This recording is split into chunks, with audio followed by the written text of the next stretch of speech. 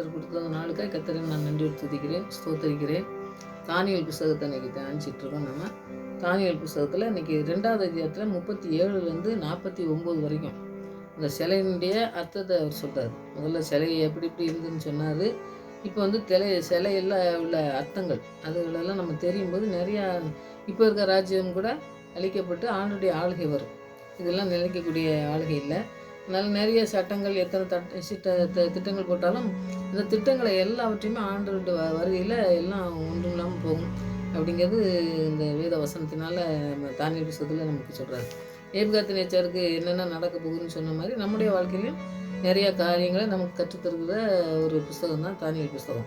ஏன்னா மறைபொருளுங்கும்போது நமக்கு முன்னாடி என்ன நடக்க போகுது பின்னாடி தெரியாத காரியங்களை கற்றுக் கொடுத்து நடத்துகிற ஒரு புஸ்தகம். அப்போ நேபுகாத்நேச்சாருக்கு சொல்லி கொடுத்தாருன்னா நமக்கும் அதே மாதிரி செய்கிறதுக்கு வல்லமையுள்ள தேவன் சொல்லி இந்த புஸ்தகத்தை படிக்கும்போது அப்படி படிப்போம், நம்ம இப்படி தியானிப்போம். ஆண்டவர் பெரிய காரியங்களை செய்வார். ஜெயிப்போம். நல்ல தகப்பனே உங்களுக்கு நன்றி செலுத்துகிற சுவாமி. இந்த வசனங்களை தியானிக்கும் பொழுதும் நாங்கள் பாடும்பொழுதும் எங்களோடு கூட நீங்கள் பேச வேணுமா ஜெபிக்கிறோம் சுவாமி.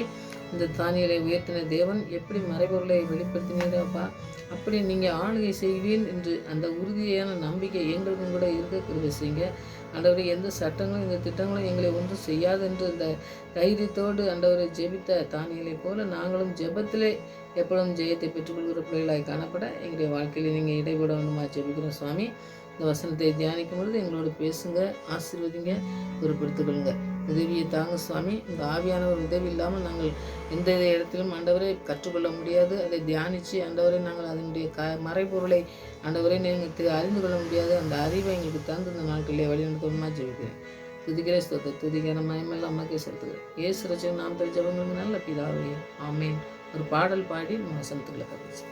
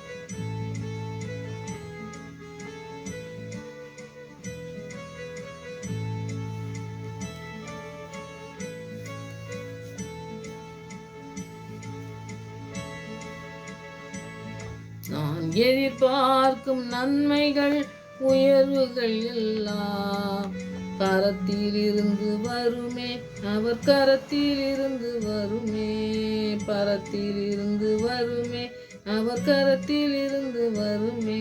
நான் எதிர்பார்க்கும் நன்மைகள் உயர்வுகள் எல்லாம் பரத்தில் இருந்து வருமே, அவர் கரத்தில் இருந்து வருமே, பரத்தில் இருந்து வருமே, அவர் கரத்தில் இருந்து வருமே.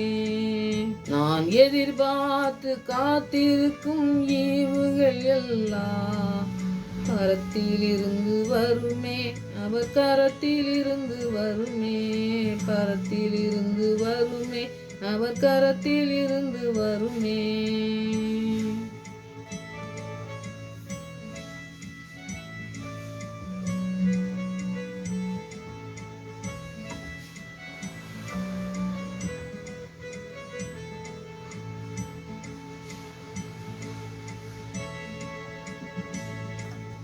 இழந்ததிலும் சிறந்தது பரத்தில் இருந்து வருமே, இரு மடங்காய் வருமே, அவர் கரத்தில் இருந்து வருமே, பரத்தில் இருந்து வருமே, அவர் கரத்தில் இருந்து வருமே, பரத்தில் இருந்து வருமே, அவர் கரத்தில் இருந்து வருமே.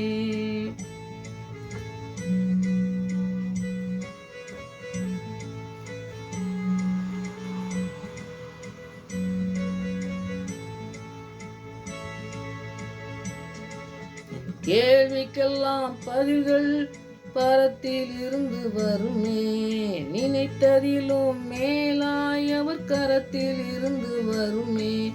பரத்தில் இருந்து வருமே, அவர் கரத்தில் இருந்து வருமே. பரத்தில் இருந்து வருமே, அவர் கரத்தில் இருந்து வருமே.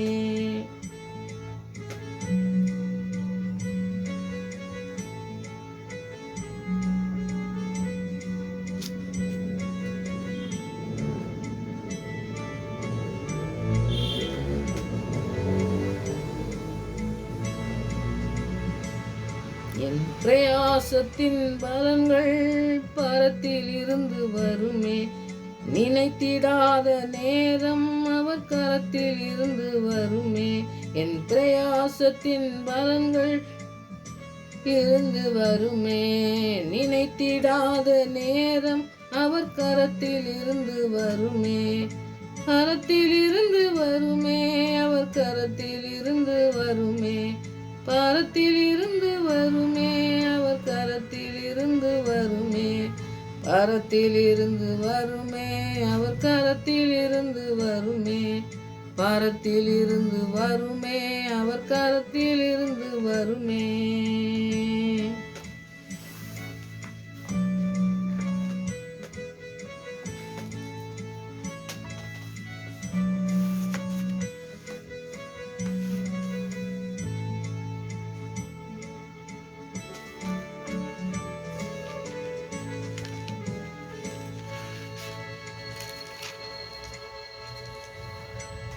இன்றைக்கி நம்ம தானியல் புத்தகத்தில் 2வது அதிகாரத்தில் 37லேருந்து 49 வரைக்கும் நம்ம தியானிக்கலாம். அது வந்து ஒரு சிலையினுடைய முன்னாடி நம்ம படித்தது சிலையினுடைய எல்லா காரியங்களையும் சொல்கிறாரு.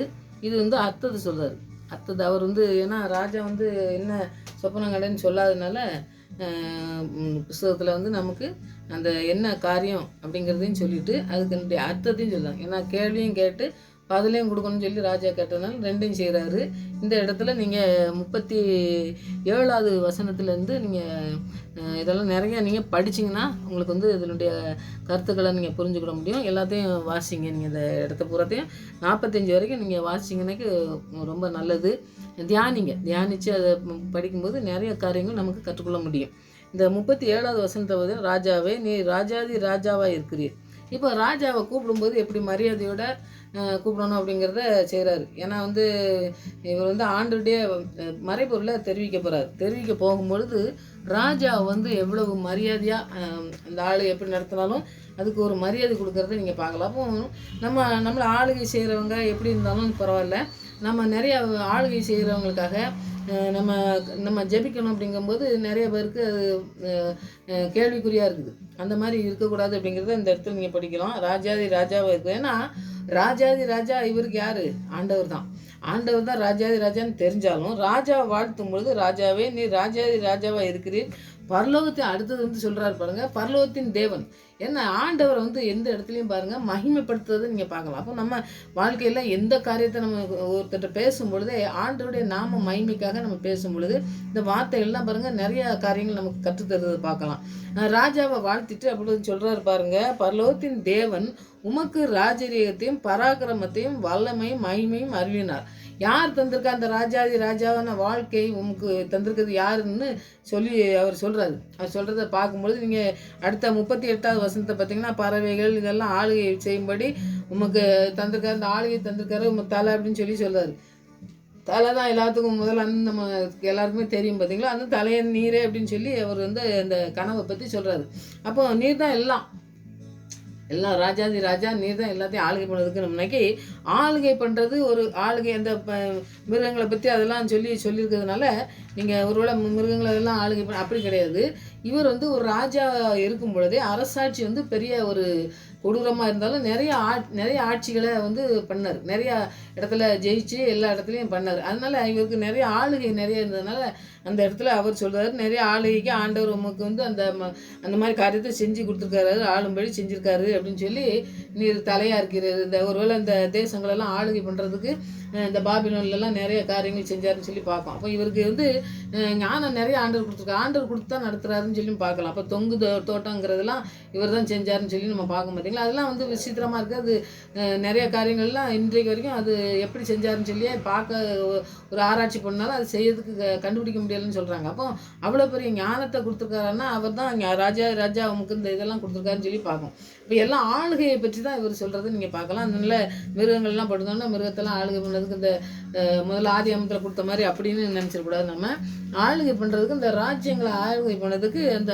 ஞானத்தை கொடுத்துருக்காருன்னு சொல்லிட்டு அந்த இடத்துல அந்த 39 நீங்கள் 45 வரைக்கும் நீங்கள் படிச்சிங்கன்னாக்கி ஒவ்வொரு காரியத்தையும் நீங்கள் கற்றுக்கொள்ளலாம். ஆண்டவர் கொடுக்குற அந்த விளக்கங்களை வந்து தானியேல் சொல்கிறத நீங்கள் அந்த புத்தகத்தை நீங்கள் படிச்சிங்கன்னா தான் தெரியும். நல்லா அதை வந்து ஏன்னா தானே படிக்காதபடி நம்ம ஜபத்தோடு கூட படிச்சிங்கன்னா நிறையா கருத்துக்கள் நமக்கு புரியும். நான் ஒரு காரியங்கள் எல்லாத்தையும் சொல்லும் பொழுது நீங்கள் இந்த வசனத்தை தியானிச்சிங்கன்னாக்கி நான் சொல்ல போகிறது எல்லாமே உங்களுக்கு புரியும். இந்த சொப்பனத்தின் அர்த்தத்தை தானியேல் அறிவிக்கும் போது பார்த்தீங்கன்னாக்கி கனவுல முதல்ல சொல்கிறாரு ஒரு பெரிய சிலை இருக்குது அப்படின்னு சொல்லி அதை சொல்கிறாரு. அப்போ அந்த சிலையிலேருந்து தான் அவர் வந்து எல்லாவற்றையும் சொல்லிக்கிட்டு வர்றார். மண், இரும்பு, இந்த மார்பு, அதை விரல் கூட சொல்லுவார். அப்போ அந்த ஒரு சிலையினுடைய காரியங்களை தான் அந்த ஒரு சிலையை பற்றி நமக்கு பார்க்கும்போது ஒரு பயம் வரும் பார்த்திங்களா. அந்த மாதிரி ஒரு சிலையினுடைய காரியத்தை தான் இந்த ராஜா வந்து கனவாக கண்டிருக்காருன்னு சொல்லி பார்க்கும். அப்போ கனவில் கண்டது ஒரு பெரிய சிலை அப்படின்னு சொல்லி முதல்ல ஆரம்பித்து இந்த சிலை வந்து ஒரு உலோகத்தால் ஒரு வல்லரசை பற்றி சொல்கிறத நீங்கள் பார்க்கலாம். 4 பேரரசுகளை வந்து காண்பிக்கக்கூடியதாக அந்த உலோகத்தெல்லாம் பார்க்கும்பொழுது அது சொல்லுது. 4வது ராஜ்யம் வந்து மேசியா, அந்த அவர் தான் இயேசு தான் வந்து அந்த ராஜ்யத்தை பூரா அந்த 4 ராஜ்யம் பேரரசு பெருக்கு பார்த்தீங்களா, அதை பூராத்தையும் ஒன்றுமில்லாமல் செஞ்சு ஆண்டவர் அதெல்லாம் வந்து ஆண்டவரை பற்றி சொன்னாலும் கூட அவங்க வந்து கரெக்டாகவே நடத்தலை. ஆண்டவர் சொன்ன காரியங்களில் நடந்து போகாதனால அதெல்லாம் வந்து ஒரு கல் அப்படின்னு சொல்லி வரும், நீங்கள் படிக்கும்போது வரும். அந்த சின்ன கல்லுங்கிறத நாம் மேசியா ஆண்டவராக இயேசு கிறிஸ்துவை பற்றி தான் அது சுட்டி காட்டுது. அந்த கல் வந்து எல்லாத்தையும் நொறுக்கி போட்டு அவருடைய ராஜ்ய ஆளுகை வந்து ஸ்தாபிக்கப்படும். அதுதான் ராஜ்யம், புதிய வானம் புதிய பூமி, அது ஆளுகை செய்யப்படுத ராஜா வருவார் அப்படிங்கிறத தான் அந்த இடத்துல காட்டுறதை நீங்கள் பார்க்கலாம். அந்த கனவுக்கு ஒரு முன்னுரையை நான் சொல்லிட்டேன். அதை பற்றி நீங்கள் அதிகமாக தியானிக்கணும்னாக்கி வசனத்தை தியானிக்கணும். அடுத்தது அந்த கருத்துக்களையும் நீங்கள் புரிஞ்சுக்கிறதுக்கு நம்ம முயல்வோம். 4 உலோகங்கள் அப்படிங்கும்போது பார்த்திங்கன்னாக்கி ஒரு ஒரு தனித்தனியாக போட்டு நம்ம அதை தியானிக்கும் பொழுது நிறைய காரியங்கள் நம்ம கற்றுக்கொள்ள முடியும். இந்த நேபுகாத்நேச்சாருக்கு வந்து எப்படி நேபுகாத்நேச்சார் முன்னாடி ஆண்டவர் வந்து நீ எப்படி நடக்கும், இந்த ராஜ்யத்துக்கு பின்னாடி எப்படி இருக்கும் அப்படிங்கிறத தான் இந்த கனவை தான் இதில் வந்து சொல்கிறாருன்னு வெளிப்படுத்துறதை நம்ம பார்க்கலாம். அப்போ இந்த உலோகங்கும்போது ஒன்றுன்னா பாருங்கள், இந்த இடத்துல நீங்கள் இந்த செக்கு மாதிரி போட்டு அந்த இடத்துல நான் சொல்லியிருக்கேன். நீங்கள் அதை எடுத்து வச்சு படிக்கும் பொழுது நிறைய காரியங்கள் கற்றுக்கொள்ள முடியும். பொண்ணு வந்து இந்த சிலையின் பாகம் எதுன்னா தலை, அது பாபிலோன் ராஜ்யம் இவர் பண்ணுத ராஜ்யம். தலைன்னு சொன்னார்லாம் முதல்ல அது. அடுத்தது வெள்ளி, மார்பு, புயம் அப்படிங்கிறது மேதா பெர்சியா ராஜ்யம் அப்படிங்கக்கூடிய காரியங்கள். இந்த ராஜ்யம் எப்படி எந்தெந்த இடத்துல இருந்தது அப்படிங்கிறத பார்க்கலாம். வெண்கலங்கிறது வயிறு, தொடை, கிரேக்க சாம்ராஜ்யம், அந்த ராஜ்யத்தில் தான் வந்து நிறைய காரியங்கள் நடந்ததுன்னு சொல்லி பார்க்கலாம். இரும்பு கால் வந்து ரோம் ராஜ்யம். அடுத்து வந்து களிமண்ணும் பாதங்களும் வந்து சாம்ராஜ்யம், 10 சாம்ராஜ்யம் இருந்ததுன்னு சொல்லி நம்ம பார்க்கணும். அந்த ரோம ஆளுகை பண்ணும் பொழுதே அந்த 10 ராஜ்யம் இருந்தது. பாதி இரும்பும் பாதி களிமண்ணுமா இருந்ததுன்னு போய் பார்க்கலாம். இந்த பாதி மண்ணும் பாதி இரும்பும் களிமண்ணில் நீங்கள் சேர்த்திங்கனாக்கி அது ஒட்டாமல் இருக்கும். அது நீங்கள் வசனத்தை படிச்சிங்கனாக்கி நான் விளக்கம் மட்டும் கொடுங்க. வசனத்தை நீங்கள் தியானிச்சுட்டு அதோட இதை தியானிங்க, உங்களுக்கு நிறைய காரியங்கள் கற்றுக்கொள்ள முடியும். 10 விரல்கள்ங்கிறது 10 ராஜ்யத்தை பற்றி குறிக்கக்கூடியதாக இருக்குது. அது ரோம் ராஜ்யத்திலேருந்து தான் முடிவடையுன்னு சொல்லி பார்க்கோம். அதுக்கு பிறகு ஆண்டவர் ஸ்தாபிக்கிற ராஜ்யம் வந்து எப்படி இருக்குன்னு சொல்லி நம்ம பார்க்கலாம். இந்த 10 ராஜ்யங்களும் கலாச்சாரத்தை பற்றியும் அவங்க எப்படி ஆளுகை பண்ணாங்க, அவங்க ஆரம்பிக்கப்பட்டது எப்படி அப்படிங்கிறத அந்த 10 இந்த ராஜ்யத்தை பற்றி நான் வந்து இந்த இடத்துல நீங்கள் படித்து பாருங்கள். அந்த இடத்துல அந்த தேசத்தை பற்றி எல்லாம் இந்த ராஜ்யத்தை பற்றி நான் வந்து இந்த இதில் இருக்குது. அப்போ தனித்தனி ராஜ்யங்களாக இந்த ராஜ்யத்திலே 10 ராஜ்யம் பிரிக்கப்பட்டது பொழுதும் பிரிக்கப்பட்டு அவங்க வாழ்ந்து அவங்க நிறைய காரியங்கள் கிறிஸ்துவ தான் ஆண்டவர் பேரில் தான் நாங்கள் ஆரம்பிச்சிருக்கோம் நாங்கள் எல்லான்ட்டு நீங்கள் வந்து இந்த ரோம் ஆளுகையை பற்றி நீங்கள் நிறைய தியானிச்சிங்கனாக்கி அதை பற்றி தெரியும். நீங்கள் அதை தியானிங்க. இப்போ நீங்கள் கிறிஸ்துவனால் பேரை தான் ஆரம்பிக்கப்படுறாங்க. ஆனால் தேவனுடைய சித்தத்தின்படி அவங்க நடக்கவே இல்லை. அதற்கு முரம்பா, அதாவது இப்போ நம்ம இப்படி செய்தோம், ஆண்டவர் வந்து இப்படி சொல்லியிருக்காரு அப்படின்னு சொல்லி அந்த இடத்துல அந்த கரெக்டாக அந்த இடத்த அவங்க செய்யாமல் அவங்களுக்கு இஷ்டமானதை தான் செஞ்சாங்க. அப்போ ஆண்டவருடைய சித்தம் செய்யாததுனால அதை புறத்தையும் கல்லுனால பெயர்க்கப்பட்டதுன்னு சொல்லி நம்ம பார்க்கோம். அப்போ அந்த ராஜ்யம் எப்படி நிலைத்து நிற்கும் அப்படிங்கிற ஒரு பெரிய வெளிப்பாடை வந்து இந்த சிலையின் மூலமாக அந்த ராஜ்யத்தில் அவர் வந்து நேபுகாத்நேச்சாருக்கு ஆண்டவர் வெளிப்படுத்துறதை நீங்கள் பார்க்கலாம்.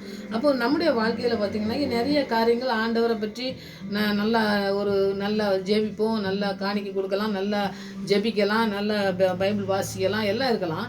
ஆண்டவருக்கு பிரியமான காரியங்களை நம்ம செய்கிறோமா? ஆண்டவருக்கு பிரியமில்லாத காரியங்களை செஞ்சுட்டு நாம் வந்து கிறிஸ்தவங்கன்னு சொல்லிட்டு இருந்தோம்னாக்கி அதனால வந்து அவருடைய சித்தப்படி செய்யறதுனாலே அவருடைய பிள்ளைங்கள் இல்லை அப்படிங்கிறாரு. அப்போ அவருடைய சித்தத்தின்படி செய்யணுனாக்கி அவர் நம்மளோட கூட வாசம் பண்ணணும். அதுக்கு எத்தனையோ தடைகள் வரும். ஏன்னா தடைகள் வராமல் எந்த இடத்துலையுமே இருக்காது. நம்ம நிறைய பாருங்கள், பவுலை பற்றி படிக்கும்பொழுது நிறைய தடைகள் வந்தது. அப்போ தடைகள் வரும்பொழுது ஆண்டவருக்கு பிரியமான காரியத்தை செய்யணுங்கும்போது நிறைய காரியங்கள் நம்ம அதில் வந்து நிறைய கஷ்டங்கள் அந்த மாதிரி பிரச்சனைகள் வரும். அதில் வரும்பொழுது ஆண்டோடு ஜெபித்து ஆசீர்வாதத்தை பெற்றுக்கொண்டாங்க, விடுதலை பெற்றுக்கொண்டவர் நிறைய பேர் இருக்காங்க பார்த்தீங்கன்னா. அந்த மாதிரி இந்த இடத்துலையும் பார்த்தீங்கன்னாக்கி நிறைய ராஜ்யங்கள் இருந்தாலும் இந்த ராஜ்யங்கள் எல்லாமே வந்து பார்த்திங்கன்னாக்கி ஆண்டவருக்கு பிரியமான காரியத்தை யாருமே செய்யவே இல்லைன்னு நம்ம பார்க்கோம். இஸ்ரேல் மக்கள் எல்லாம் நீங்கள் பார்த்தீங்கன்னா அப்படி தான், யாருமே ஆண்டவருக்கு கீழ்ப்படிஞ்சு ஆண்டவர் சொன்ன கட்டளையோ அவருக்கு கீழ்ப்படிஞ்சோ நடக்காமல் இருந்தாங்கல்ல. அதுபோல் இவங்க வந்து ஆண்டவரை பற்றி சொன்னாலும் இந்த ரோம் ஆளுகை படும் பொழுது அந்த சாம்ராஜ்யம் 10 ராஜ்யமும் பார்த்திங்கன்னா ஆண்டவருக்கு பிரியமானதே செய்யவே இல்லைன்னு சொல்லி நம்ம பார்ப்போம். அப்போ செய்யாதனால ஆண்டவர் வந்து என்ன செய்கிறாரு, ஆண்டவர் அந்த ராஜ்யத்தெல்லாம் எல்லாத்தையும் என்ன செய்தார், அதை நிர்மூலமாக்கி அது வந்து இங்கே என்ன செய்தது முறை அவங்க வந்து அந்த ஆண்டவருடைய ராஜ்யத்துக்கு பங்குள்ள பிள்ளைகளாக மாற்றணும், அவர் சொன்ன காரியத்தை தான் செய்யணுங்கிறத செய்யாமல் இருக்கிறதுனால ஆண்டவர் வந்து என்ன செய்கிறாரு, அதை வந்து அது ஒன்றும் இல்லாமல் பண்ணி ஆண்டவருடைய ஆளுகை வருது. ஆண்டவருடைய ஆளுகை கிறிஸ்துவின் ஆளுகை வரும்பொழுது தான் அவர் ஸ்தாபிக்கப்படுகிற ஆளுகை தான் அது வந்து நிலையானது, அதுதான் நிலைச்சு நிற்கக்கூடியது. அது முழு பூமிக்கும் அதை புதிய வானம் புதிய பூமி வரும் அப்படின்னு சொல்லி நம்ம உண்டாகும்ட்டு சொல்லி ஆளுகை செய்கிறவர் இன்றைக்கு நமக்கு இந்த உலக ஆளுகையெல்லாம் இன்றைக்கு உலக ஆளுகையெல்லாம் வந்து ஆண்டவர் வரும்போது அது நிலச்சி நிற்காது. அன்றைக்கும் சொல்லியிருக்காரு, இன்றைக்கும் அப்படி தான்.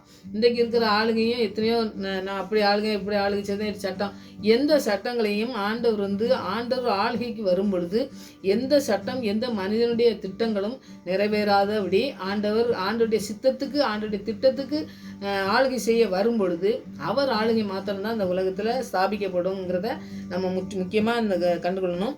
இவர் கிறிஸ்து அந்த இடத்துலையும் பாருங்கள், சிலையிலையும் பார்த்தீங்கன்னா அந்த ராஜ்யம் பூரா அழிஞ்சு போகும்னு சொல்றாரு. அந்த ராஜ்யம் பூரா சித்தத்துப்படி இல்லாதனால அது ஆரம்பிக்கப்பட்டது எல்லாமே ஒன்றுமில்லாமல் போகும். என்னுடைய ஆளுகை தான் நான் வந்து அதில் நிலைச்சி நிற்கக்கூடிய ஆளுகையை வந்து நான் கொண்டு வருவேன் அப்படிங்கிறத சொல்கிறாரு. அப்போ நேபுகாத்நேச்சார் எவ்வளோ பெரிய ஞானம் படைச்சவராக இருந்தாலும் சரி, எவ்வளோ பெரிய ஒரு ராஜ்யத்தை பண்ணாலும் சரி, எவ்வளோ இடத்துல அவர் வந்து ஜெயிச்சு இந்த தேசங்களெல்லாம் அவர் எடுத்து நிறைய அவங்க அந்த இடத்துலலாம் ராஜாக்களெல்லாம் வச்சு அவங்கள ஸ்தாபிக்கிறதுக்கு வச்சாலும், எத்தனை இடத்துல அவர் ஜெயித்தவராக ஞானம் படைத்தவராக இருந்தாலும் அந்த இடத்துல பார்த்தீங்கன்னாக்கி அவர் ஆளுகைக்கு பின்னாடி வரக்கூடிய ஆளுகையெல்லாம் எப்படி இருக்கும் அப்படிங்கிறத முன்னாடியே காட்டி அந்த இடத்துலலாம் புறம் பார்த்தீங்கன்னாக்கி அவங்க பின்னாடி வரவங்க யாருமே வந்து ஒரு சரியான ஒரு ஆளுகை செய்யலை அப்படிங்கிறத சுட்டி காட்டி அடுத்தது ஆண்டவருடைய ஆளுகையையும் இங்கே கொண்டு வர்றாரு. அப்போ யார் ஆளுகை வரணும் அப்படிங்கிறது பாருங்கள், ஆண்டவருடைய ஆளுகை வரணும். இப்போ இந்த பெருமை அதெல்லாம் பின்னாடி வந்தீங்கன்னாக்கி அவருக்கு பெருமை வரதை நீங்கள் பார்க்கலாம். அப்போ ஆண்டவருடைய ஆளுகை வரணும் அப்படிங்கிறத முன்னாடியே ஆண்டவர் வந்து காட்டுறாரு. அப்போ நம்முடைய வாழ்க்கையில் ஆண்டவர் ஆளுகை செய்து எப்படி நடத்தணும்னு நம்மளை வச்சிருக்காரோ அந்த ஆளுகைக்கு நம்ம அர்ப்பணித்தோம்னா தான் ஆண்டவர் நம்மளை நடத்துவார். நம்ம வந்து நம்ம இஷ்டத்துக்கு நம்முடைய வாழ்க்கையில் என்னமோ நமக்கு தெரிஞ்சதை நடத்தி நமக்கு எல்லாம் ஆண்டவருக்கு பிரியமானதை நம்ம செய்கிறோம்னு சொல்லி நம்முடைய நினைவுகளுக்கு வரதை நம்ம செஞ்சோம்னா அதில் விழுந்து போவோம், நேபுகாத்நேச்சாரை போல். அப்போ நேபுகாத்நேச்சாருக்கு முன்னாடியே சொல்கிறாரு என்னெல்லாம் நடக்கும்னு சொல்லி. அது நடக்குன்னு சொல்லும் பொழுது அவருக்கு வந்து என்ன செய்யணும், அதை எதிர்பார்த்து ஆண்டவரே நீங்கள் இது சொல்லியிருக்கீங்க, இதுபடி நடக்கும், அதை நாங்கள் எப்படி நடத்தணும் அப்படிங்கக்கூடிய காரியத்தை செஞ்சுருக்கணும். ஆனால் அப்படி வரக்கூடிய காரியங்கள்லாம் அப்படி வரவே இல்லைன்னு சொல்லி நம்ம பார்க்கோம். அப்போ அவருடைய வாழ்க்கையில் எப்படி இருந்திருக்காருன்னு பாருங்கள். ஒரு எச்சரிப்பின் சத்தத்தை கொடுக்கும் பொழுது கூட அந்த எப்படிப்பட்ட பெரிய ஒரு காரியத்தை செஞ்சுருக்காரு பாருங்கள். ஆண்டவர் கற்றுக் கொடுத்துருக்கிறாரு, ஆண்டவர் தானியல் மூலமாக அந்த வெளிப்படுத்தியிருக்காரு. இப்படி இருந்தாலும் கூட அந்த வெளிப்பாட்டை கண்ட ஒரு மனுஷன் கூட நம்மளும் பார்த்தீங்கன்னாக்கி ஆண்டவர் நம்மளை வெளிப்படுத்தி நமக்கு இப்படி போகாத இப்படி செய்யாத அப்படின்னு சொல்லி நிறைய காரியங்கள் நம்ம கற்றுக் கொடுக்கும் பொழுது நாம் வந்து என்ன செய்ய மாட்டோங்க, அதுக்கு சரியான பாதையில் நடக்காமல் போய் விழுந்துட்டு அப்புறம் பார்த்திங்கன்னாக்கி ஆண்டவரே நீங்கள் ஏதாவது செய்யுங்கன்னு சொல்லி நம்ம கேட்குறோம். நாளும் இறங்கி நமக்கு உதவி செய்கிற தேவன் தான். ஆனால் வந்து நாம் முதலாவது எச்சரிப்பின் சத்தத்தை கேட்டு அதுக்கு கீழ்ப்படியணுங்கிறது ரொம்ப முக்கியமானது. அப்போ இந்த எச்சரிப்பின் சத்தம் இப்போ கொடுத்துருக்கிறதுக்கு நம்ம ஆண்டுடைய ஆளுகைக்கு நம்ம அர்ப்பணிக்கணும். அப்போ இந்த நேபுகத்நேச்சாருக்கு கொடுத்த அந்த காரியங்களை, இவ்வளோ பெரிய காரியங்களை கற்றுக் கொடுத்தும் என்ன செய்யலை, அதுபடி நடக்காமல் பின்னாடி வந்த புறா வறுமையை பார்த்திங்கன்னா ஆண்டவருக்கு பிரியமில்லாத செஞ்சாங்க. அதனால் ஆண்டவர் வந்து அதை என்ன செய்ய அழிக்க வேண்டி இருந்தது. அதனால் இப்போ இருக்கிற நம்ம தேசங்களில் இருக்கிற ஒரு சட்டங்கள் திட்டங்கள் எல்லாமே இருக்குது. ஆனால் எந்த திட்டங்கள் இருந்தாலும் ஆண்டவருடைய வசனத்தை நம்ம தியானிக்கிறவங்களா இருந்தோம்னாக்கி 2 பேதுரு 3:13 நீங்கள் படித்து பார்த்தீங்கன்னா அவருடைய வாக்குத்தத்தின் படியே அவர் வாக்கு கொடுத்துருக்கிறாரு. நான் இப்படி தான் செய்வேன், இப்படி தான் நான் நடத்துவேன், உங்களை நான் ஆளுகை பண்ணுவேன்னு சொல்லி நம்மளை சொல்லியிருக்கிறாருன்னா அந்த வாக்குத்தத்தம் கொடுத்துருக்கிறபடியே நீதி வாசமாக இருக்கும். அப்போ நீதி உள்ள நியாயாதிபதி நம்மளை என்ன செய்வார், ஆளுகை பண்ணுறதுக்கு நமக்கு வர்றதுக்கு அவர் வந்து தயாராக இருக்கார். அப்போ என்ன நடக்கும்னு சொல்லி பார்த்துருக்கான் பாருங்கள், புதிய வானமும் புதிய பூமியும் உண்டாகுங்காரு. அப்போ தான் புதிய வானமும் புதிய பூமியும் உண்டாகி நம்மளை ஆளுகை செய்கிறதுக்கு ஆண்டவர் வருவார். இன்றைக்கு எத்தனை பேர் ஆளுகை பண்ணாலும் ஆண்டவருடைய ஆளுகைக்கு நாம் இங்கே பூமியில் இருக்கும் பொழுதே ஆண்டவருடைய ஆளுகைக்கு நம்ம அர்ப்பணிக்கணுங்கிறது தான் ஆண்டவர் சொல்கிறது. ஏன்னா அவருடைய வழிநடத்தலுக்கு நம்ம அர்ப்பணிச்சிருந்தோம்னாக்கி இந்த சின்ன சின்ன காரியங்கள் உலகத்தில் நடக்கிற காரியங்களுக்கு நாம் என்ன செய்ய மாட்டோம், பயப்பட மாட்டோம். நம்ம ஜெபிக்கும் பொழுது ஆண்டவர் பெரிய காரியங்களை செய்யத்தான் செய்வார். ஆண்டவர் பெரிய காரியங்களை செய்வது மாத்திரமல்ல, ஒவ்வொரு காரியங்களிலும் நமக்கு முன் அறிவித்து நம்மளை நடத்துகிற தேவன். நம்மளை முன் அறிவித்து நடத்துகிறதுனால நாம் வந்து சாக்கு போக்கு சொல்ல முடியாது. ஏன்னா முன்னாடியே சொன்னோம்ல அங்கே போகாதன்னு சொல்லி, ஏன் போனேன் அப்படின்னு சொல்லி கேட்பாரு. அப்போ இந்த கேள்விக்கு நம்ம பதில் சொல்ல முடியாது. அப்போ அந்த யோபுல அப்படி தான் நிறைய படிச்சுட்டே வருவார். கடைசி ஆண்டவர் கேட்குற கேள்விக்கு வாயை பொத்துக்கிட்டுன்னு சொல்கிறார் பார்த்தீங்களா. அப்போ ஆண்டவர் கேட்குற கேள்விக்கு நமக்கு பதில் சொல்ல முடியாது. ஏன்னா ஆண்டவர் தவறு செய்யாத நம்ம தான் தவறு செய்வோம். நம்ம ஏதோ ஒரு தவறு செஞ்சுட்டு நம்முடைய வாழ்க்கையில் ஒரு குறைவுகள் பிரச்சனைகள் வரலாம். ஆனால் அதை வந்து நாம் சரி செய்ய ஆண்டவர் சொல்லும் பொழுது கூட நம்ம செய்யாமல் விட்டுருந்தா தான் நம்ம அந்த கஷ்டத்தில் மாட்டிக்கிட்டு இருப்போமே வெளிய. ஆனால் அப்படி மாட்டிகிட்டு இருக்கும்போதும் கூட ஆண்டவருடைய சமூகத்துக்கு நம்ம போகும்பொழுது ஆண்டவர் விடுதலை செய்து நமக்கு தயவு செய்ய அவர் வல்லமுள்ளவராக இருக்கார். அதனால் தாழ்மையோடு அவருடைய காலத்தில் அர்ப்பணிக்கணும். ஆண்டவரே நான் இப்படி ஒரு தவறு செஞ்சிட்டேன், இந்த பாவியான என்மை கிருபையாக இருந்துச்சோம்னா அவர் ஒன்றும் பாவி கிடையாது. அதனால் நம்ம பாவம் செஞ்சுட்டு திருப்பி போக வேண்டாம். ஆண்டவர்கிட்ட நம்ம சில காரியங்கள் கீழ்ப்படியாமல் நம்ம போயிருக்கும் பொழுது அந்த காரியங்களுக்கு ஆண்டவரே நீங்கள் எங்களுக்கு உதவி செய்யுங்க, நாங்கள் கீழ்ப்படியாமல் இந்த இடத்துல இந்த தவறு பண்ணியிருக்கோம், இந்த தவறு பண்ணது எனக்கு வந்து உணர்வு தெரியுது, ஆனாலும் அதை சரி பண்ணதுக்கு என்னால் முடியாது ஆண்டவரே, உங்களால் மாத்திரம்தான் முடியும். நீங்கள் என்னை அழைச்சிங்க, நீங்கள் என்னை நடத்துங்க ஆண்டவரே, என்னை விடுதலை செய்யுங்க, என்னை வெட்கப்படுத்தாதபடி என்னை தூக்கி நிறுத்துங்க ஆண்டவரே அப்படின்னு சொல்லி நம்ம கேட்கும் பொழுது எத்தனை பெரிய காரியங்கள் செய்தாலும் மனம் திரும்பி வருகிற எந்த மனம் திரும்புகிற ஒரு பாவி நிமித்தம் பரலோகத்திலே சந்தோஷம்னா பாருங்கள். நம்ம வந்து மனம் திரும்பி ஆண்டுகிட்ட போகும் பொழுது மனம் திரும்புகிற எல்லாரையும் அவர் சேர்த்து கொண்டு அவர் வழி நடத்தி அவருக்கு தயவு செய்து இரக்கம் செய்து அவருடைய பரிசுத்த இரத்தத்தினால் கழுவி சுத்தப்படுத்துகிறத நம்ம இன்றைக்கு நாட்கள் பார்க்குறோம். நிறைய பாருங்கள், ஜெயில் அந்த மாதிரி இருந்துட்டு வந்தவங்க, இந்த கண்ணு பார்வையற்றவங்க, அவங்கெல்லாம் பாருங்கள் நிறைய காரியங்கள் பாருங்கள், பாடல் பாடுறது அவ்வளோ பாடல் பாடுற திறமையே ஆண்டவர் கொடுத்துருக்காரு. ஏன்னா பார்வையே இல்லைனாக்கி நம்ம பார்வை இல்லைன்னா எப்படி படிக்க முடியும் எழுத முடியும்னு நம்ம நினைக்கும் பார்த்தீங்களா. ஆனால் அவங்க அவ்வளோ அழகாக பாடல்லாம் பாடுறாங்க, வசனத்தை எல்லாம் வாசிக்காங்க. அப்போ ஆண்டவர் பாருங்கள் எல்லாருக்கும் திறமை கொடுத்துருக்கிறாரு. ஆண்டவர் யார் அவங்க வந்து எனக்கு கண்ணு பார்வை இல்லை அதனால் நான் வந்து பாடலாம் பாட முடியாதுன்னு சொல்லியிருந்தோம்னாக்கி ஒன்றும் நடந்திருக்காது, அப்படியே இருக்க வேண்டியதுதான். ஆனால் ஆண்டவர்கிட்ட என்ன கேட்காங்க, எனக்கு பார்வை இல்லாதது என்னன்னு தெரியல ஆண்டவரே, ஆனாலும் இந்த பாடுகிற ஒரு திறமையை வந்து எனக்கு தந்திருக்கீங்கன்னா அதை நான் வெளிப்படுத்துறதுக்கு எனக்கு உதவி செய்யுங்க, எனக்கு கற்றுத்தாங்கன்னு சொல்லி அவங்க ஏதோ கேட்டு தான் அவங்க வந்து அந்த பாடலை பாடும்பொழுது நம்ம இதயத்தை தொடுது. அப்போ பார்த்திங்கன்னா நம்ம பார்வையற்றவங்க வந்து பாடல் பாடும்போது நமக்கே கண்ணீர் வருது. ஏன்னா அவங்க பாடலை எப்படி அந்த எழுத்தை பார்த்து அந்த மியூசிக் ஏற்ற மாதிரி படித்து அதை வந்து அதை தடவி தான் படிக்காங்க. அதை எப்படி படித்து எப்படி அவங்க ப்ராக்டிஸ் பண்ணுவாங்க. நம்ம நல்லா தெரிகிறவங்க நல்லா பார்த்து நம்ம படிச்சுட்டு நம்ம ப்ராக்டிஸ் பண்ணிட்டு வந்துருக்கோம். ஆனால் அவங்களுக்கு அது புரியாத பொழுதும் ஆண்டவர் அந்த மகிமைப்படுத்துறதுக்கு வந்து நிற்காங்க. ஆலயத்தில் நான் எல்லாம் பார்க்கேன், அந்த மாதிரி உங்கள் ஆலயத்துக்கும் வருவாங்கன்னு நினைக்கிறேன். அந்த மாதிரி அவங்க பாடல் பாடும் பொழுது நமக்கு நிறைய பாருங்கள் குறைகள் இருந்தாலும் ஆண்டவர்கிட்ட நிறைவேறு கேட்டு அவங்க ஆசீர்வாதத்தை பெற்றுக்கொள்கிற பிள்ளைங்களா அவங்க ஜெபிக்கும் பொழுது, அவங்க பாடும் பொழுது நமக்கு ரொம்ப நம்முடைய வாழ்க்கைக்கு நிறைய முன்மாதிரியாக இருக்காங்க.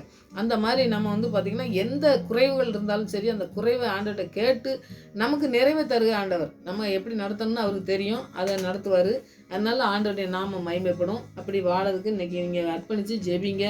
ஆண்டவருடைய சத்தத்துக்கு கீழ்ப்படியாமல் இருக்காதபடி ஆண்டவருடைய சத்தத்துக்கு கீழ்ப்படிஞ்சு வாழ்கிற பிள்ளைகளாக நாம் இருக்க ஆண்டவர் நமக்கு உதவி செய்வார். இந்த வசனங்கள்லாம் தியானிங்க. இந்த காரியங்களெல்லாம் நீங்கள் கற்றுக்கொள்ளுங்க. எப்படி ராஜ்யத்துக்கு ஆண்டவர் பெரிய வெளிப்பாடை கொடுத்து இந்த பாபிலோனுக்கு கொடுத்தாருன்னு சொல்லி பாருங்கள். ஆண்டவர் ஆளுகை வரும் அப்படிங்கிறது தான் முக்கியமான இதனுடைய சிலையினுடைய அர்த்தம். அவங்கெல்லாம் கரெக்டாக ஆளுகை பண்ணாதனால அந்த ராஜ்யம் அழிக்கப்படும். அதுபோல் தான் நம்முடைய வாழ்க்கையிலும் எல்லா விதமான காரியங்களும் நம்ம செய்வோம்.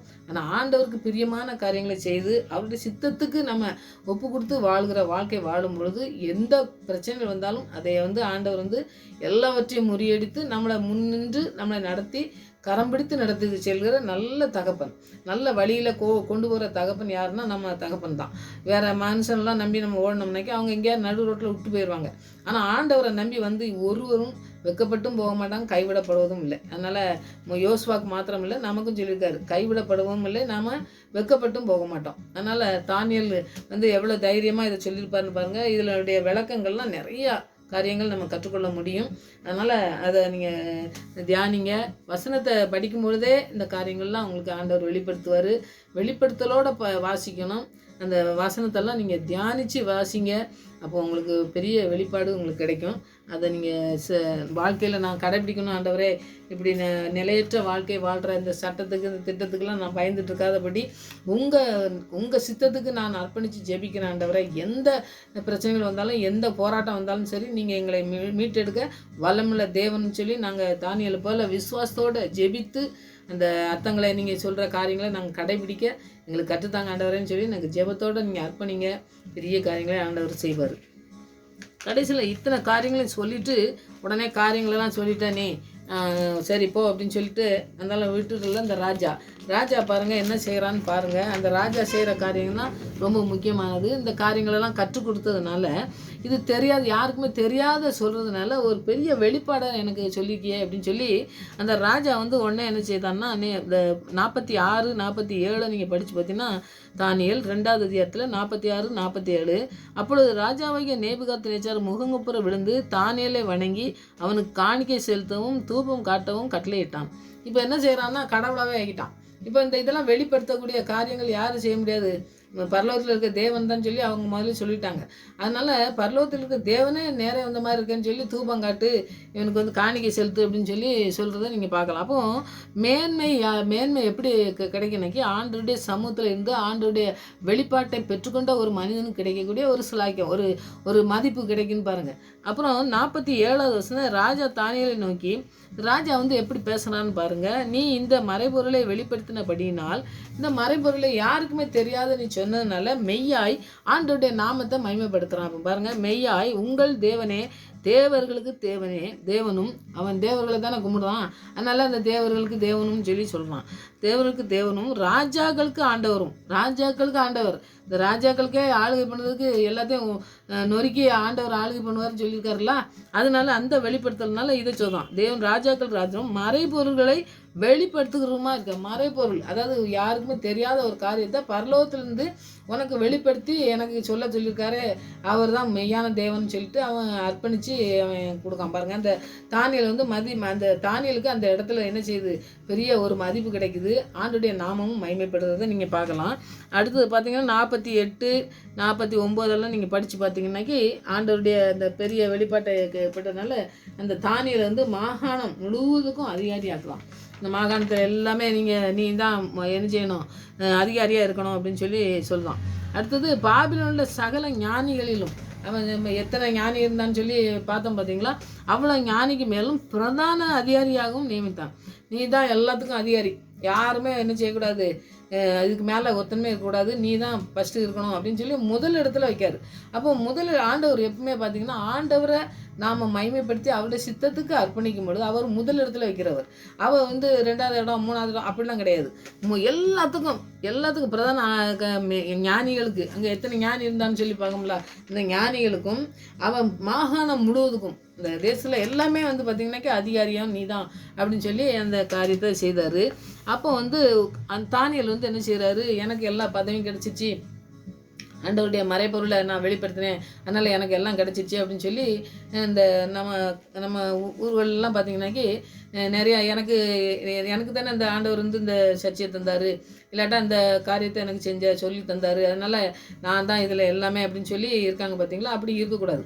ஆண்டவருடைய ஊழியங்கும்போது பார்த்திங்கனாக்கி மற்றவங்க, அதாவது தெரிஞ்சவங்களாக இருக்கலாம், தெரியாமல் இருக்கலாம், அவங்கள்ட்ட ஆண்டவர் பேசுனாங்கன்னாக்கி அதையும் நம்ம வந்து அவங்க ஜெபித்து சொன்னாங்கன்னாக்கி அது எச்சரிப்பின் சத்தமாக இருக்கலாம், சில காரியங்கள் இருக்கலாம். அதனால நமக்கு மட்டும் சொந்தம் கிடையாது, எல்லாருக்கும் சொந்தமாக வைக்க ஜெபிக்கும் பொழுது அந்த ஒருமனைப்பாடு இருக்கணும். ஏற்கனவே ஒருமனைப்பாடை நான் சொன்னேன், அது மாதிரி இவங்கெல்லாம் ஒருமனைப்பாடோடு இருந்தாங்க.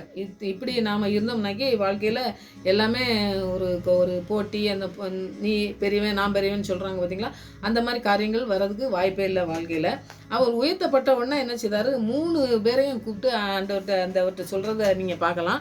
48 ராஜா தானியேலை பெரியவனாக்கி அவனுக்கு அநேக சிறந்த வெகுமதிகளை கொடுத்து அவனை பாபிலோன் மாகாணம் முழுவதுக்கும் அதிபதியாகவும் பாபிலோனில் சகல ஞானிகளின் மேலும் பிரதான அதிகாரியாகவும் நியமித்தான்னு சொல்லி 48 நீங்கள் பார்க்கலாம். 48 நீங்கள் அவர் வந்து சொல்கிறாரு, எல்லாத்துக்கும் அதிகாரி நீ தான் ஏன் அப்படின்னு சொல்லி வந்து தானியேலை உயர்த்ததை நீங்கள் பார்க்கலாம். அப்போ 49 தானியேல் சொல்கிற வசனம் தான் ரொம்ப முக்கியமானதுங்க. தானியேல் ராஜாவை வேண்டிக் கொண்டின் பேரில் அவன் வேண்டிக்கொள் தான். என்கிட்ட ஃப்ரெண்டு 3 பேர் இருக்காங்களே, அவங்களும் தான் இதில் வந்து ஜெபிச்சு, நாங்கள் 4 பேர் தான் ஜெபித்தோம், ஆனால் எனக்கு வெளிப்படுத்தின நான் மட்டும் இல்லை, அவங்களும் 3 பேருக்கும் நீங்கள் ஏதாவது செய்யணும் அப்படின்னு சொல்லி அவர் முன்னாடியே பேசியிருக்கிறத நீங்கள் பார்க்கலாம். வேண்டிக் கொண்டதின் பேரில் அப்போ அவர்கிட்ட வேண்டுறாரு, நீங்கள் எங்கள் ஃப்ரெண்டுக்கும் ஏதாவது கொடுக்கணும், இந்த அதிகாரி வேலையை கொடுக்கணும் அப்படிங்கிறத சொல்கிறாரு. அப்போ பார்த்திங்கன்னாக்கி அதை சொன்ன வேண்டிக் கொண்டதின் பேரில் இந்த 3 பேருக்கும் நினச்சதாங்க பாபிலோன் மாகாணத்தின் காரியங்களை விசாரிக்கும்படி வைத்தான். தானியேல் வென்றால் ராஜாவின் கொலு மண்டபத்தில் இருந்தான். அந்த ராஜாவோட சரிசமமாக இருக்கக்கூடிய ஒரு காரியத்தை வந்து இந்த அடிமையாக கொண்டு போன ஒரு மனிதனுக்கு வந்து ஆண்டவர் உயர்த்தி வழி நடத்துகிறத நீங்கள் பார்க்கலாம். அப்போ நண்பர்கள்லாம் துணை அதிகாரியாக அவனுக்கு இருக்கிறத நியமிக்கப்பட்டு வைக்காருன்னு சொல்லி பார்க்க. அப்போ ராஜா என்ன சொல்கிறத கேட்குறாரு, தானியேல் சொன்ன இந்த காரியத்தினால ஆண்டவர் கூட இருக்கிறதுனால எவ்வளோ பெரிய மதிப்பு கிடைக்குது, எவ்வளோ உயர்வு கிடைக்குன்னு பாருங்கள். ஆண்டவர் சித்தப்படி செய்யணும், ஆண்டவர் சொன்னதை வெளிப்படுத்தணும், அப்படி ஆண்டவர் கீழ்ப்படிஞ்சு இருந்த பிள்ளைங்களுக்கு எப்படி நடத்துவாருங்கிறத இந்த 4 பேர் வழியாக நம்ம கற்றுக்கொள்ளலாம். நிறைய தேசங்களில் நடக்கக்கூடிய காரியங்களை சொன்னதையும் அடுத்தது பார்த்திங்கன்னா இவங்க உயர்வுக்கு என்ன காரணங்கிறத நம்ம புரிஞ்சுக்கிட்டோம்னாக்கி நாமளும் அப்படி நடந்து ஆண்டவருடைய உயர்வை நம்ம பெற்றுக்கொள்ள நம்ம அர்ப்பணிப்போம். அவருடைய சித்தத்துக்கு நம்ம அர்ப்பணிக்கணும். இது வந்து நம்முடைய சொந்த விருப்பத்தினால நடக்காது. ஆவியானவர் கொடுத்த ஞானம், அவர்கள் ஏறெடுத்த ஜெபம், அவங்க எப்படி ஜெபம் பண்ணாங்க, எப்படி வந்து நான் எனக்கு தெரியாது, நான் வந்து ஜெபித்து சொல்கிறேன்னு சொல்லி அந்த ஜெபத்துக்கு முக்கியத்துவம் கொடுத்தாங்க. ஆவியானவர் நடத்தினாலும் ஞானம் எல்லாம் இருந்தாலும் அவங்க ஜெபத்தில் இருந்து அவங்க உயர்த்தப்பட்டாங்கன்னு சொல்லியும் பார்க்கோம். நம்ம வாழ்க்கையில் வந்து உயர்வு கிடைக்குன்னா அவருடைய ஞானம் வல்லமை அது செயல்படணும். அதுதான் உயர்வை நமக்கு தரும். அது நம்ம தாழ்த்தும் பொழுது ஆண்டோடைய சித்தத்துக்கு நம்ம ஒப்பு கொடுக்கும் பொழுதே நம்ம காரியங்கள் எல்லாவற்றையும் அவர் பார்த்துக்கொள்வார். நம்ம எப்படி உயர்த்தப்படணும், எப்படி நம்ம நடத்தப்படணுங்கிறதெல்லாம் அவர் கருத்தில் நம்ம அர்ப்பணிக்கும் பொழுது இவங்க போய் எதுவுமே எனக்கு பெருமையான வேலை, இப்படி பெரிய வேலை கிடைக்கணும், நான் ஞானியாக இருக்கணும், அப்படி நான் ஞானம் இருக்கிறதுனால நான் எல்லாத்துக்கும் சொல்லிடுவேன், நான் அப்படி எனக்கு உயர்வு கிடைக்கும், எனக்கு அதிகாரி வேலை கிடைக்கும் எனக்கு அப்படின்லாம் இவங்க தானியலோ இவங்க ஃப்ரெண்டோ நினச்சிட்டு போகலை. ஆனால் ஆண்டவருடைய உயர்வுன்னா நமக்கு அறியாத நமக்கு எட்டாதமான பெரிய காரியங்களை தான் அவர் செய்வார். உன் நினைவுகள் என் நினைவுகள் அல்ல அப்படிங்காரு. அப்போ நம்ம நினைவுகள் என்ன இருக்கும், ஒரு சுருக்கமாக இருக்கும். இந்த நிறைய பேர் கேட்பாங்க பாருங்கள், ஒரு சைக்கிள் இருந்தால் போதும் அப்படின்னு கேட்பாங்க. ஏன்னா அவங்களுக்கு அவ்வளோதான் வசதி அப்படின்னு சொல்லிட்டு சிலர் கேட்பாங்க. அந்த சைக்கிள் போதும் அப்படிம்பாங்க. ஆனால் ஆண்டவர் 5 வேறு ஸ்கூட்டர் வாங்கி கொடுப்பாரு. எனக்கு ஸ்கூட்டரே எப்பா இதே ரொம்ப நல்லா இருக்கு ஆண்டவர்னா காரை வாங்கி கொடுப்பாரு. அப்புறம் பாருங்கள், நிறைய பேர் பார்த்திங்கனாக்கி இன்றைக்கி நான் நினச்சதுக்கு மேலானதை நம்ம வந்து நம்ம ஏரோப்ளைனில் போவோமா, நம்ம எல்லாம் இவ்வளோ தூரத்துக்கு நம்ம வெளிநாட்டுக்கெலாம் போவோமா அப்படின்னு சொல்லி நிறைய பேர் நம்ம இதெல்லாம் நடக்காது, ஆண்டவர் நமக்கு இங்கே ஏதாவது பண்ணாலே போதும் அப்படின்னு நினச்சிருந்தாங்கன்னா அவர் அதுக்கு வேணுன்னே செஞ்சுருவார், வெளிநாட்டுக்கு போ அப்படின்னு சொல்லுவார். ஒன்றுமே தெரியாதவங்க கூட ஆண்டவர் வந்து வழி நடத்துறதை நீங்கள் பார்க்கலாம். நிறைய மிஷினரிகள், நிறைய அர்ப்பணித்து ஊழியக்காரங்க எல்லாருமே ஆண்டவர் அப்படி நடத்துகிறாரு. அதனால் உயர்வுங்கிறது ஆண்டோடைய கரத்துலேருந்து தான் வரணும். இன்றைக்கி படித்த மாதிரி பாட்டு தம்பி நல்லா எழுதியிருக்காங்க, பரத்திலேருந்து வரணும், கரத்திலேருந்து வரணும். அவருடைய பரத்திலிருந்து நமக்கு வரும் பொழுது அது அது வந்து நிலைக்கக்கூடியது. கரத்திலிருந்து நமக்கு வர்றது வந்து அது நம்மளை நடத்தக்கூடியது. எல்லாமே பாருங்கள், அது வந்து நம்மளை நடத்தி நம்மளை உயர்வுக்குள்ளே கொண்டு போனாலும் அதில் எப்படி நடத்தணுங்க தாழ்மையை நமக்கு தரக்கூடியது. அதனால் அந்த காரியத்தை நம்ம செய்கிறதுக்கு ஆண்டோடைய வசனம் ஆவியானவர் நமக்கு நடத்த இன்றைக்கி அர்ப்பணிங்க. அற்புதமாக ஆண்டவர் நடத்துறதை நீங்கள் பார்க்க முடியும். இதை நீங்கள் ரொம்ப தியானிங்க. இந்த ரொம்ப கருத்து இருக்குது, நிறைய கருத்துக்களை நாம் கண்டுகொள்ள முடியும். அதனால் தானியேல் புஸ்தகத்தை நீங்கள் நிறைய படிங்க. நான் இன்றைக்கி சொன்ன வசனங்களையும் நீங்கள் அதை படிங்க. 37லேருந்து 49 வரைக்கும் நீங்கள் அதை தியானிங்க. அந்த வசனத்தை ஒன்றுனா தியானித்து நீங்கள் அதை கண்டுகொள்ளும் போது நிறைய காரியங்கள் கனவு தானே அப்படின்னு நம்ம அது எப்படியோ நம்ம கனவு தானே, அவர் கனவு கண்டார், அவர் தேசத்துக்கு நடக்கக்கூடிய அப்படி கிடையாதுங்க. இன்றைக்கும் கூட நமக்கு அது பிரயோஜனமாக இருக்கக்கூடிய காரியங்கள் தான் நிறைய காரியங்கள் இருக்குது. அது நம்ம வாழ்க்கைக்கு நிறைய பிரயோஜனம். நம்ம வாழ்க்கையில் எப்படி நடக்கும், இனி எப்படி நடக்கணும் அப்படிங்கிற சித்தத்துக்கு நம்ம அர்ப்பணித்து ஜெபிக்கிற பிள்ளைங்களாக இருக்கிறதுக்கு அந்த உதவி செய்ய ஜெபத்தோடு கூட நீங்கள் தியானிங்க. அந்த பெரிய காரியங்கள் செய்வார். ஆமென். ஜெயிப்போம். நல்ல தகப்பனே, நமக்கு நன்றி செலுத்துகிறோம் சுவாமி. இந்த நாட்களை தியானித்து அந்த வசனங்களை நீங்கள் ஆண்டவரை ஆசீர்வதித்தாங்க சுவாமி. ஒவ்வொரு நேரத்திலும் ஆண்டவரே தாழ்மையாய் நம்மளுக்கு ஜெபிக்கும் பொழுது அவங்க எப்படி உயர்வை பெற்றுக்கொண்டாங்கன்னு சொல்லி நாங்கள் வாசித்தோம் சுவாமி. தகப்பனே, ஒரு பெரிய தரிசனத்தை கொடுத்து ஆண்டவரே அந்த சிலையின் எல்லா காரியத்தையும் ஆண்டவரே மறைபொருளை வெளிப்படுத்தி காட்டின அந்த காரியங்களுக்காக நன்றி செலுத்துகிறோம் சுவாமி. அந்த காரியங்கள் அவங்களுக்கு மாத்திரமல்ல, எங்களுக்கும் கூட பிரயோஜனப்படுத்தப்பட கிருபை செய்யுங்க சுவாமி. 10 ராஜ்யங்கள் இருந்தாலும் அது உமக்கு பிரியமில்லாத காரியங்களை செய்ததுனாலே ஆண்டவரே கல்லினால் ஆண்டவரை உடைக்கப்பட்டு மேசியா ஆளுகை செய்கிற இந்த புதிய பூமி, புதிய வானமும் புதிய பூமியுமாய் உருவாக்கி அதை ஆளுகை செய்ய வருகிற தேவனாக இருக்கிறீர் என்பதை நாங்கள் உணர்ந்து கொள்ள கிருபை செய்யுங்க சுவாமி.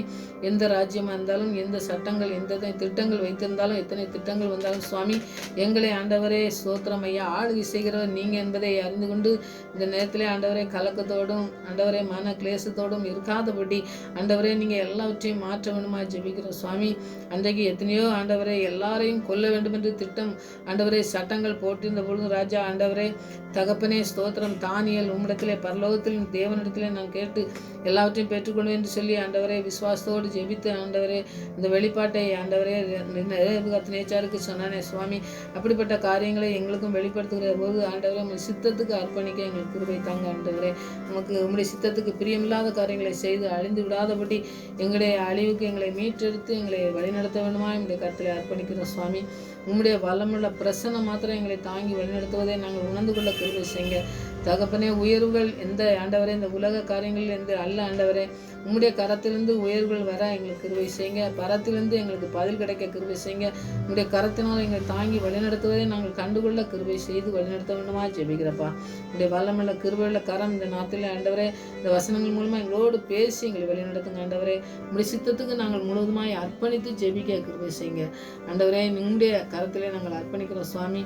உம்முடைய ஆவியானவர் வழிநடத்த உம்முடைய கரத்தில் அர்ப்பணிக்கிறோம். தவறுகள் செய்திருப்போம் என்றால் தவறுகளை சுட்டி காட்டி ஆண்டவரே அதிலிருந்து எங்களை மீட்டெடுத்து எங்களை முற்றிலுமாய் ஆண்டவரை அற்புதமாய் நடத்துகிற தேவனுடைய கருத்திலே ஆண்டவரை வணைந்து கொள்ளுங்க சுவாமி. நீங்கள் வணைந்து எங்களை நடத்தணுமா ஜெபிக்கிறோம். நீங்கள் தெரிந்து கொண்டீங்க, நீங்கள் அழைத்தீங்க என்பதை உறுதிப்படுத்தி ஆண்டவரை அதில் நாங்கள் உறுதியாக நிற்க எங்களுக்கு பலன் தந்து வழிநடத்தமா ஜெபிக்கிறப்பா.